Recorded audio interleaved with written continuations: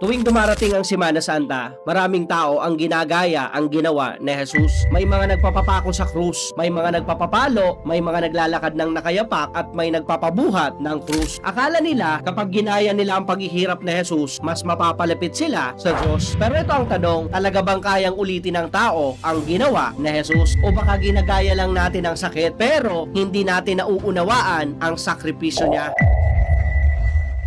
Bago pa ang krus, may isang hapunan, tahimik, banal, puno ng kahulugan. Pero sa loob ng mesa, may isang pusong nagtataksil. Si Jesus, alam niya na siya'y ipagkakanulo. Hindi niya hinulaan, alam niya. At hindi lang iyon, kilalang kilala niya kung sino. Isipin mo yon, kumakain ka kasama ang taong magbebenta sa'yo sa kamatayan. At anong ginawa ni Jesus? Hindi siya nagalit, hindi siya umiwas, hindi siya lumaban. Sa halip, pinakain pa niya. Sino sa atin ang kayang gawin iyon?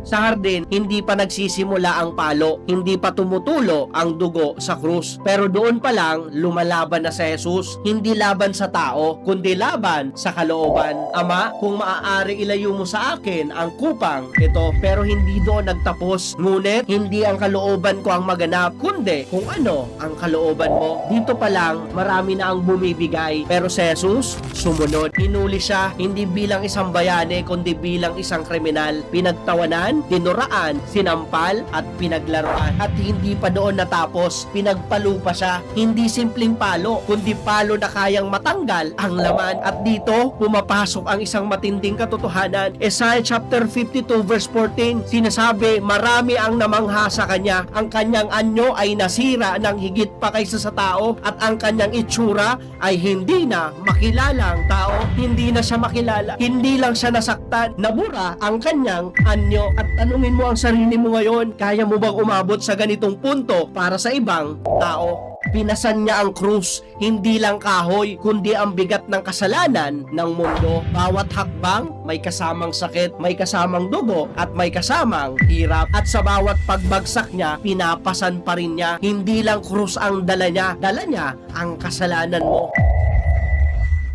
Ipinako siya sa krus, pako sa kamay, pako sa paa, at bawat paghinga niya, sakit ang kanyang nararamdaman. Hindi siya namatay agad, dahan-dahan, hirap na hirap. At habang siya'y nakapako, hindi niya sinabing gaganti ako, hindi niya sinabing bahala kayo. Ang sinabi niya, Father, forgive them. Pinatawad niya ang mga nagpapako sa kanya. Sino sa atin ang kayang gawin yon? Ito ang hindi naiintindihan ng marami. Hindi lang pisikal ang paghihirap na Jesus sa krus, kanyang dinala ang kasalanan ng mundo. At dumating sa sandali na sumigaw siya, Diyos ko, bakit mo ako pinabayaan? Sa unang pagkakataon, naranasan niya ang separation, hindi dahil nagkasala siya, kundi dahil dinala niya ang kasalanan mo. Kaya ngayon, kapag ginagaya ng tao ang krus, kapag nagpapapako sila, kapag nagpapahirap sila sa sarili nila, ito ang katotohanan, hindi mo kayang ulitin ang ginawa ni Jesus. Hindi mo kayang dalhin ang kasalanan ng mundo. Hindi mo kayang bayaran ang kasalanan mo. Hindi mo kayang tiisin ang paghihiwalay sa Ama. Ang kaya mo lang gawin